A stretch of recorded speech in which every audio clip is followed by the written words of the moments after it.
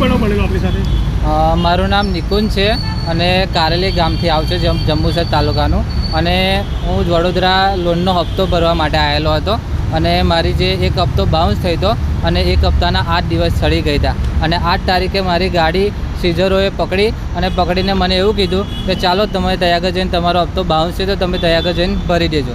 મને એવું કહેવામાં આવ્યું અને ત્યાં આગળ લઈ ગયા અને પછી પાર્કિંગમાં ગાડી મૂક્યા પછી એમને એવું કરાયું કે મને ઉપર લઈને પછી નીચેથી ગાડી એમને ગાયબ કરી દીધી. મેં એવું કીધું કે હું હપ્તો ભરવા રેડી છું. પછી ત્યાં આગળ ઓફિસેથી મને એવો જવાબ આપ્યો, કારેલી જે પોલીસ સ્ટેશન છે એની સામે ઓફિસ છે એમની, ત્યાં આગળથી મને અહીં આગળ મોકલી દીધો. એમની જે ક્રેડિટ ઓફિસ છે ને ત્યાં આગળ મોકલી દીધો. પછી એવું કહેવામાં આવ્યું કે તમારું જ્યારે તમે હપ્તો ભરશો ના બી નકર તમારો બધા હપ્તા ભરવા પડશે નકર તમારે, એવું કહેવામાં આવ્યું છે. અને બધી રીતે આમ કોલ કરીએ ને તો જવાબ જ ખોટો આલા છે, ગારો પણ દ્યા છે મને અને બહુ જૂઠું બોલીને કોઈ જાતની સ્લીપ આપી નથી મને.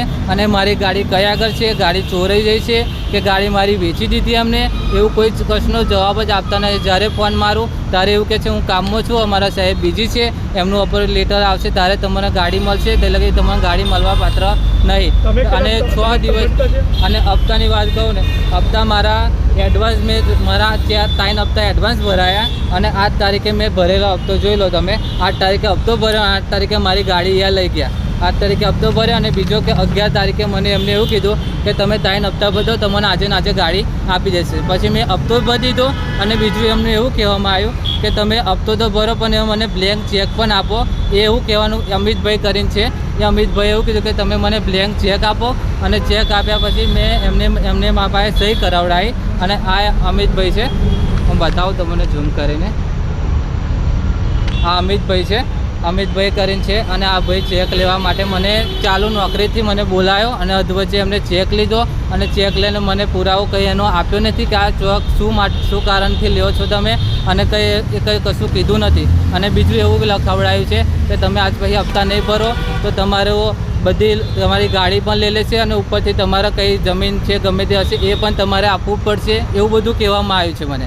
અને ઉપરથી ધમકી, અત્યારે ગાડી કયા આગળ છે એ મને કશું કહેતા જ નથી અને એની સ્લીપ પણ નથી આલી કે મારી ગાડી કયા છે. અને મારી પાસે બ્લેન્ક ચેક લીધો અને ચેક શું કારણથી લીધો એની પણ મને કંઈ નોટિસ નથી આપી.